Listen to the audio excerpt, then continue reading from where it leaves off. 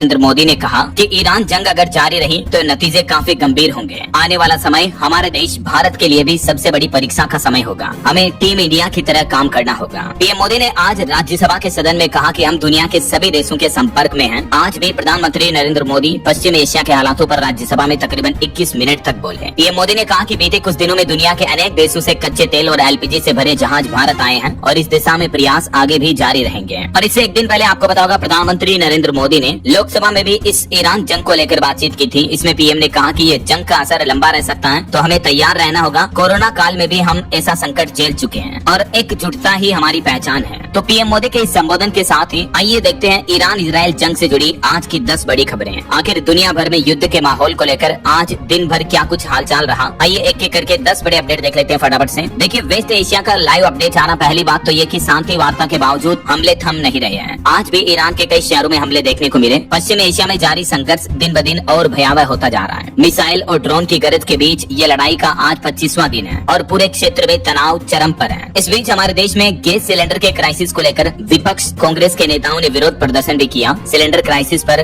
बिहार के 12 जिलों में कांग्रेस ने फूंका पीएम मोदी का पुतला। बिहार के समस्तीपुर में खाली सिलेंडर लेकर उतरी कार्यकर्ताएं केंद्र सरकार के खिलाफ नारेबाजी भी की। बिहार राज्य में गैस क्राइसिस को लेकर आज मंगलवार को कांग्रेस ने ये बड़ा विरोध प्रदर्शन किया कई अलग अलग जिलों में, खगड़िया, मुंगेर, समस्तीपुर समेत। ये कुछ तस्वीरें आप देख सकते हैं। इस बीच राजस्थान में ग्रामीण एलपीजी उपभोक्ताओं के लिए सरकार ने एक बड़ा फैसला लिया है। अब आप 25 दिन बाद ही नई बुकिंग करवा पाएंगे। कंपनियों ने पहले जो 45 दिन वाला ब्लॉक लगाया था, तो ये ब्लॉक राजस्थान में हट चुका है। यानी राजस्थान में अब ग्रामीण क्षेत्र के उपभोक्ता भी 25 दिन बाद अपना नया एलपीजी सिलेंडर बुक कर पाएंगे। करीब 10 दिन पहले आपको पता होगा कंपनियों ने रसोई गैस की किल्लत को देखते हुए बुकिंग की अवधि को बढ़ा दिया था, 45 दिन कर दिया। लेकिन अब शहरी क्षेत्रों की तरह ग्रामीण क्षेत्रों में भी वापस 25 दिन कर दिया। इसके अलावा देखिए आप उत्तर प्रदेश की यह घटना, हापुड़ में गैस सिलेंडर की लाइन में लगे एक युवक को हार्ट अटैक आया। उन्नाव में भी कई लोगों ने सिलेंडर की किल्लत के बीच हाईवे जाम किया। कानपुर में एक महिला बोली कि मर जाऊंगी तो क्या होगा। आज भी हमारे देश में कई जगहों पर कई राज्यों में गैस सिलेंडर को लेकर ये मारामारी देखने को मिल रही है। इस बीच कल जो मीडिया रिपोर्ट्स आई थी कि 14 किलो वाले घरेलू रसोई गैस सिलेंडर में सरकार अब 10 किलो ही गैस भर करके देगी, तो ये जो खबरें चल रही थी ये खबरें अफवाह हैं, सच नहीं है। पेट्रोलियम मंत्रालय ने कहा कि सप्लाई पूरी तरह से नॉर्मल है और हॉर्मुज रूट से 2 और एलपीजी गैस टैंकर भी रवाना हो चुके हैं। तो ये भारत के लिए एक अच्छी बात है। केंद्र सरकार ने एक बार फिर से बयान जारी करते हुए कहा कि भारत में एलपीजी और पेट्रोल की कोई कमी नहीं है। हॉर्मुज पार करके 92,000 टन गैस लेकर भारत आ रहे हैं 2 और जहाज। क्योंकि बीते दिन आपको पता होगा पेट्रोल की कमी की भी अफवाह फैल गई थी गुजरात राज्य में। उसके बाद गुजरात में कई पेट्रोल पंपों पर भी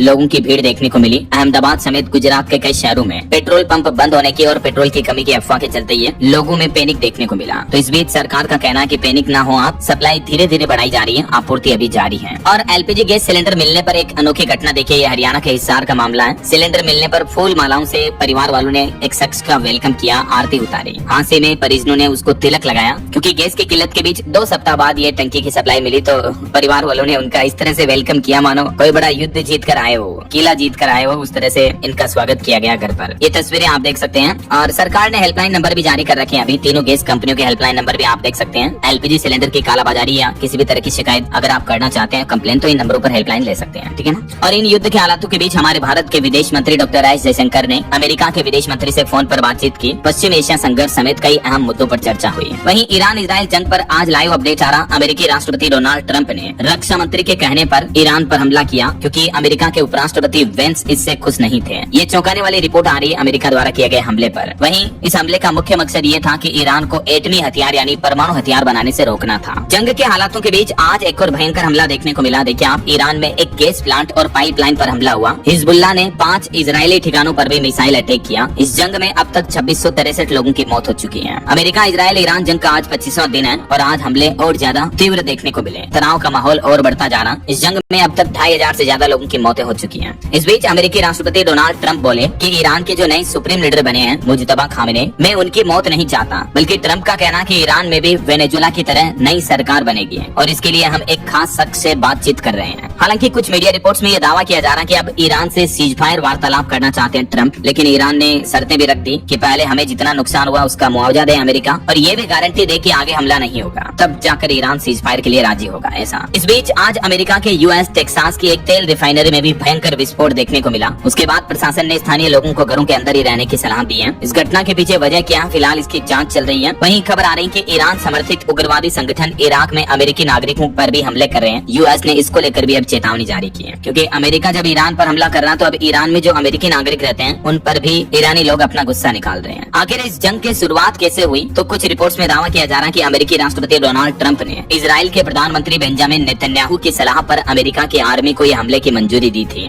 और खामेनेई को मारने के लिए भी इजराइल ने ही अमेरिका को मनाया था। ईरान युद्ध के बीच इजरायली मीडिया ने एक बड़ा दावा ये किया कि अमेरिका से बातचीत के लिए तैयार है ईरान के नए सुप्रीम लीडर मोजतबा खामेनेई भी। तो अगर ये बातचीत पूरी होती है, सीजफायर होता है, तो जंग के हालातों से थोड़ी राहत मिल सकती है। लेकिन ईरान कई सारी शर्तें रख रहा है सीजफायर के लिए, तो मुआवजा और तीसरे देश की गारंटी। ईरान ने युद्ध रोकने के लिए जो शर्तें बताई उसमें कहा कि हम सिर्फ अमेरिका के कहने से ही सीजफायर के लिए राजी नहीं होंगे, बल्कि तीसरे देश की गारंटी चाहिए हमें कि हाँ अमेरिका हम पर हमला नहीं करेगा ऐसा। इसके अलावा नुकसान की भरपाई के लिए मुआवजा तो चाहिए ही चाहिए। तो ये ईरान की कुछ प्रमुख शर्तें हैं सीजफायर युद्ध रोकने के लिए राजी होने पर। वहीं पश्चिम एशिया के संघर्ष में अब सऊदी अरब और यूएई भी कूदेंगे। IRGC ने कहा कि ऑपरेशन टू प्रोमिस का 78वां दौर शुरू हो चुका है। IRGC जो कि इस्लामिक रिवोल्यूशनरी गार्ड कोर्प्स है, ईरान की प्रमुख सैन्य एजेंसी है ये एक तरह से, उसकी तरफ से आज ये बड़ी घोषणा की गई है कि इस युद्ध में अब दुनिया के कई और देश भी शामिल होंगे। और ऐसे में अगर दुनिया की पावरफुल कंट्रीज इस युद्ध में डायरेक्टली उतरी तो जाहिर सी बात है थर्ड वर्ल्ड वॉर, तीसरा विश्व युद्ध भी शुरू हो सकता है। एक चौंकाने वाली रिपोर्ट तो ये भी सामने आ रही कि रूस ईरान को खुफिया मदद दे रहा। हमारे पास इस बात के सबूत भी हैं। यूक्रेन के राष्ट्रपति जेलेंस्की की तरफ से ये चौंकाने वाला दावा किया गया। यूक्रेन के राष्ट्रपति जेलेंस्की का कहना है कि रूस जो है वो ईरान को खुफिया जानकारी दे रहा है। उनका कहना है कि इस मदद से ईरान युद्ध में टिका हुआ है, रूस का बैकएंड सपोर्ट है, इस वजह से वैश्विक अस्थिरता बढ़ रही है। और इस बात के सबूत भी मिले हैं कि सरकार जो मतलब रशियन गवर्नमेंट है वो ईरान को खुफिया सहायता दे रही है और ये सहायता विनाशकारी साबित हो सकती है दुनिया के लिए, ये कहना है यूक्रेनी